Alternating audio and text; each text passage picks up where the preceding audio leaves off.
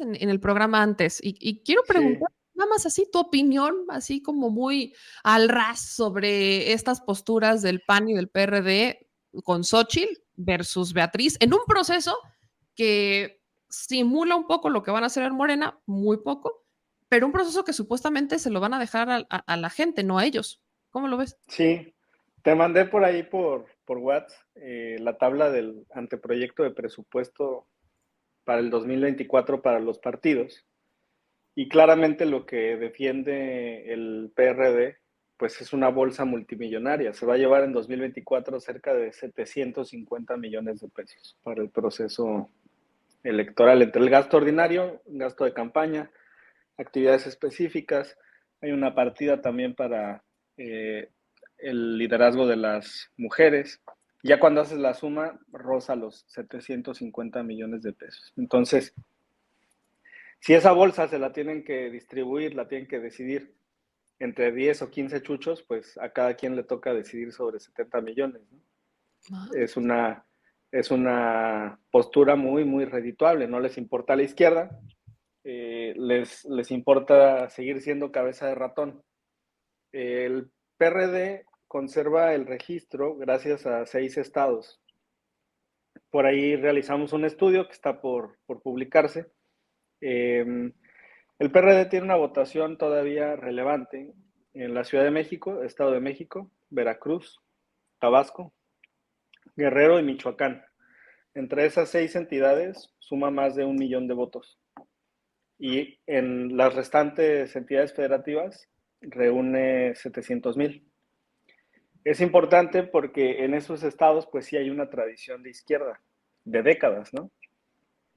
Mm. Entonces, como morenistas, me refiero a nosotros como legisladores, a los miembros del consejo, a los liderazgos en esos estados particularmente, pues nos corresponde empujar la perspectiva real, o sea, que el PRD no representa ya a la izquierda porque seguramente hay ciudadanos con buenas intenciones que consideran que esos principios bajo los cuales se fundó siguen vigentes en ese partido y no es cierto. Con que pierdan fuerza en uno de esos 6 estados ya podrían bajarse de la zona de registro. Y yo te diría que estamos a cerca de 270 días de que el PRD pueda perder el registro a nivel nacional. Mientras tanto, pues es un muy buen negocio. Con el 3% de la votación le van a dar 750 millones para el 2024. Sí, o sea, con así prácticamente solo por respirar. Hablando del presupuesto del instituto, obviamente también es un tema porque sigue siendo un presupuesto que muchos ciudadanos consideramos bastante elevado, sobre todo hacia los partidos políticos.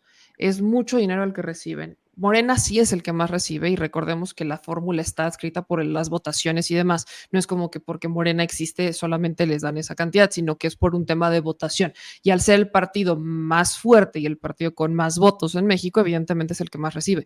Pero el presupuesto en general del instituto es superior a los 30,000 millones de pesos.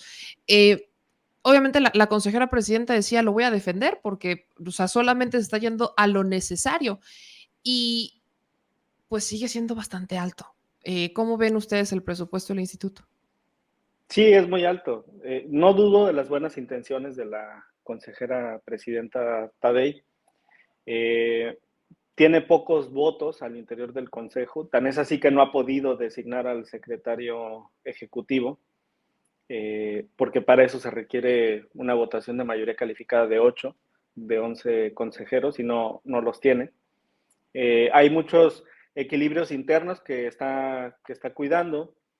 No se puede desarticular esta red de complicidades tan rápido y sobre todo cuando no tiene la mayoría de los votos al interior. Te pongo ejemplos muy claros, o sea, el instituto va a gastar para 2024 cerca de 900 millones de pesos en rentas de inmuebles, que es algo que con el plan B estábamos pretendiendo ahorrar para que los módulos del INE se pudieran colocar mejor en bienes de dominio público, en edificios de gobierno, en universidades, espacios que pudieran prestarles para que no tengan que pagar esas rentas. Luego, el INE gasta mucho en capacitación porque sigue un modelo, pues de hace 3 décadas, 100% presencial, cuando ya pues las principales universidades del mundo y del país pueden otorgar cursos, diplomados, maestrías, especialidades, doctorados a través de clases en línea, y que hay una generación muy importante, yo te diría de las personas que están abajo de 40 años y hasta 18, que son los nuevos electores, que ya están muy habituados al aprendizaje en línea y a recibir contenidos por estas plataformas. El Tribunal Electoral ya ha migrado a este modelo. Su escuela judicial electoral es prácticamente virtual, pero en el INE toda la capacitación sigue siendo presencial. Yo creo que en zonas rurales, en zonas suburbanas, en zonas donde habitan pueblos originarios y comunidades indígenas con poco acceso a Internet, la capacitación tendría que seguir siendo presencial, pero en zonas urbanas de clases medias ya tendría que migrarse a un formato electrónico, y con eso se podrían ahorrar otros 2,000 millones de pesos. Entonces, ahí por lo menos hay 3,000 entre las rentas y la capacitación meme. Y hay muchas otras cosas en las que pueden ahorrar, o sea, no comprar vehículos, reciclar los materiales de las elecciones anteriores, poder realizar nuevos concursos para las contrataciones que se realizan ya prácticamente de manera inercial, pero se va a requerir tiempo y sobre todo se va a requerir mayoría al interior del Consejo para desarticular toda esa red. Entonces, estamos hablando que aquí necesitamos del plan C, ¿no? Para lograr tener esas reformas constitucionales que les den las herramientas para hacer todas las modificaciones en el instituto. Sí, correcto. Y si no, bueno, tendrá que ser gradual, pero es un escenario, te diría, de mediano plazo, quizá 3, 4, 5 años hasta que se construya la mayoría. Lo mejor, obviamente, es en el 24 con el plan C, pues lograr ese cambio de manera más ágil. Mientras tanto, pues la presidenta tiene muy buenas intenciones y hace lo que puede al interior del Consejo General. Jable, ahorita que estás hablando del consejo y de las buenas intenciones de las que no dudas de la consejera presidenta, ¿qué pasa con Claudia Zavala? ¿No? Porque en el Instituto Nacional Electoral todavía permanecen ciertos integrantes de ese viejo INE, aliados a Lorenzo, vaya, sí, de ese viejo estilo de pensar con el que justamente se intenta pues hacer un balance con los nuevos integrantes del Consejo General del INE. Pero hay una petición para presentar un juicio político en contra de la consejera Claudia Zavala por presuntamente falsear las frases del presidente en contra de Xochitl Gálvez.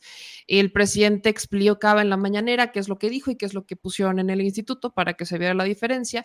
Y hubo consejeros como por ejemplo Dani Rabel que en una sesión siguiente dijeron es que necesitamos investigar lo que está pasando porque si esto se está presentando una denuncia que está poniendo en riesgo la credibilidad del instituto. ¿Qué pasa con Claudia Zavala? ¿Es ella la responsable de este dictamen? ¿Es ella la responsable de haber hecho estas modificaciones o es parte del equipo que trabaja en la comisión de quejas? Bueno, pues para una exposición más gráfica, le diría a nuestra audiencia que esto es similar a un caso en el que un fiscal hubiera fabricado pruebas para acusar injustamente a una persona y para generar un error también en los jueces para que la sentenciaran. Sembró evidencias, digamos, en términos de un proceso administrativo o penal. Y eso pues es una conducta muy grave, porque la comisión de quejas más o menos tiene esa labor. Es un área que realiza un análisis preliminar, pero que los documentos que construye después van a parar al Tribunal Electoral, que es la última instancia, quien tiene la última palabra. El tribunal también, pues, no desarrolló un análisis minucioso de este expediente, es decir, el error está, o la mala fe, en el Instituto Nacional Electoral, particularmente en la presidencia de la Comisión de Quejas, pero se trasladó hasta la sentencia del tribunal. Pues el presidente de la República fue sancionado con base en pruebas falsas.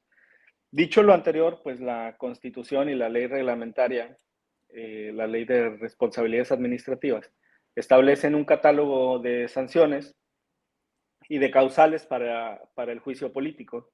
Y una de estas causales, creo que es el artículo 7º de la Ley de Responsabilidades, establece el ataque a la forma democrática, representativa y federal de gobierno.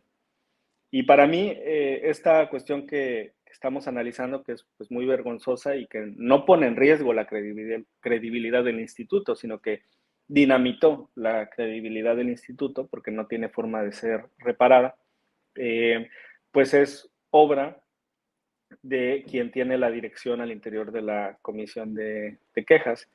Y por esa razón, bueno, pues se presenta la demanda de juicio político.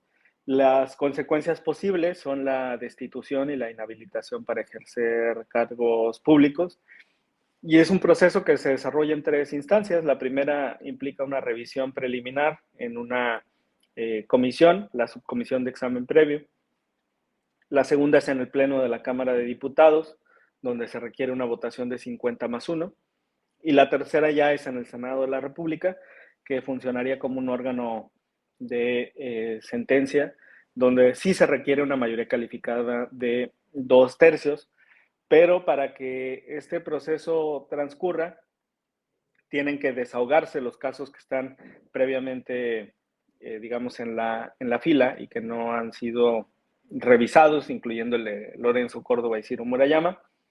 Y el término que establece la Constitución es hasta un año después de que dejen el cargo. La consejera Zavala se va en 2027, si concluye su periodo. Entonces, no solamente esta legislatura, sino la que sigue tendría oportunidad de revisar este expediente.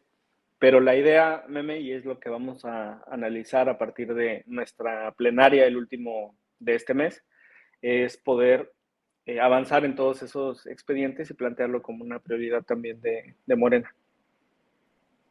Acá quiero aprovechar el tema para preguntarte esto, porque tú estás mucho más metido. Ahorita todo lo que tiene que ver con violencia política de género, con la Comisión de Quejas y Denuncias, está muy en auge entre que el caso del presidente y el de Salinas Pliego. Y tú que estás ahí metido, yo quiero preguntarte, en el caso de un personaje como Salinas Pliego, que a mí me queda claro que está perfectamente acreditada la violencia política en contra de Citlali Hernández, no tengo mayor duda, pero él argumenta que como es un civil, es un ciudadano, el INE lo censura. Entonces, aquí digamos que el INE está siendo cuestionado por un personaje como Salinas Pliego por emitir este tipo de medidas cautelares en su contra. Y por otro lado, hay señalamientos hacia el instituto, hacia la propia comisión de quejas por interpretar o reinterpretar lo que el presidente habría dicho sobre Xochitl Gálvez para también sancionarlo, porque si no mal recuerdo en el caso del presidente, primero habían dicho en la comisión de quejas que eso no era violencia política de género, sino que era una crítica dura, llegó al tribunal, en el tribunal le dan la razón a Xochitl y entonces el INE vuelve y dice, no, es que sí hubo violencia política de género. Entonces, ¿cuál es la diferencia, más allá de las obvias, en estas decisiones que toma la comisión de quejas, particularmente en el tema de violencia política de género? Bueno, la primera y muy natural es el carácter, ¿no?, de servidor público. Eh, hay una tesis, un criterio de la Suprema Corte de Justicia de la Nación, que es de hace más de una década, donde establece la Corte que el respeto a los derechos humanos no solamente es una obligación para las autoridades, sino también para los particulares, y que los particulares también pueden violar derechos humanos con sus actividades. Un principio constitucional es el de igualdad y no discriminación. Y la propia Constitución establece un catálogo de causales por las que una persona sería discriminada: edad, raza, color, género, preferencias sexuales, creencias religiosas, capacidad económica, origen, ideología. Y ese principio de igualdad sustancial y no discriminación sí tiene que ser respetado por todas las personas, sean o no autoridades. Como, digamos, en un punto de vista teórico. Ahora, ¿quién es el órgano, cuál es el órgano facultado para sancionar a los particulares que violen este principio de igualdad sustancial y no discriminación? Pues tienes muchas vías. En otros países, por ejemplo, el amparo sí procede contra particulares. Aquí en México eso está muy en pañales. Hay por ahí algunos criterios que te dicen que cuando un particular actúa en calidad de autoridad sí podría, pero estás hablando ahí de servicios concesionados, por ejemplo. Hubo un debate sobre si la Comisión Federal de Electricidad era o no autoridad para efectos del amparo. Podría ocurrir lo mismo en concesiones de telecomunicaciones o de aeronaves o de otros temas que están eh, medianamente privatizados en el país. Pero no se ha analizado con tanta profundidad el actuar de un particular hacia una autoridad, que es el caso de Salinas Pliego y Citlali, nuestra secretaria general, nuestra compañera. Que sí hay un acto de discriminación, eso es evidente. ¿Cuál es el órgano encargado de revisar ese acto de discriminación? El instituto está diciendo en este caso, pues yo quiero ir adelante. El tribunal está confirmando ese criterio en un proyecto. Todavía, me parece, hay margen en los siguientes años para que la Suprema Corte termine de revisar eso, pero tienes vías, tienes el Consejo Nacional para Prevenir la Discriminación, tienes las fiscalías, porque en la Ciudad de México discriminar es un delito, tienes también demandas civiles ante tribunales ordinarios por daño moral, por tu reputación y por la percepción, digamos, de tu persona. Y se está abriendo esta nueva, que es la del instituto. El caso así sensible es si un particular puede cometer violencia para efectos electorales en contra de una autoridad. Y va a ser un asunto muy interesante en los próximos meses y años, Meme. Para cerrar este tema, ¿qué procede con valga la redundancia, con el proceso administrativo de la solicitud de juicio político en contra de la consejera Claudia Zavala? ¿Cuáles son los pasos y en qué va? Pues Sergio tuvo que haber ratificado dentro de un término de 3 días, yo supongo que ya firmó la ratificación, el secretario general de la Cámara, bueno, es mujer, la secretaria general de la Cámara, perdón, le entrega el expediente al director jurídico, él sí es hombre, el doctor Genaro, y el director jurídico integra el expediente y se lo manda a esta subcomisión de examen previo, que está constituida por 12 personas. Ahí somos 6 de Morena y aliados y una cantidad igual de la oposición. Ahí van a ser muy relevantes los votos del PRI. Los dos diputados del PRI que están en esa comisión son Alejandro Moreno y Moreira.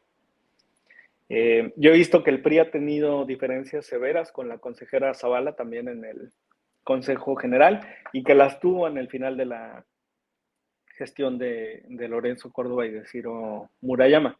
Entonces el PRI va a tener que decidir si acompaña o no en esa votación. Después esa subcomisión integra una opinión preliminar en la que decide pues cuestiones formales, como por ejemplo si la persona que está acusada, si está incluida dentro del catálogo que establece el artículo 109 o 110 de la Constitución, si es un servidor público de alto perfil, si probablemente cometió la conducta, si preliminarmente esa conducta constituye una falta grave señalada por la ley de responsabilidades, si se tienen los indicios o las pruebas suficientes para estimar que se pudo haber cometido la conducta. Es un paso muy similar al de la sujeción a proceso. Yo creo que nuestra audiencia lo ha escuchado en materia penal, es el arranque.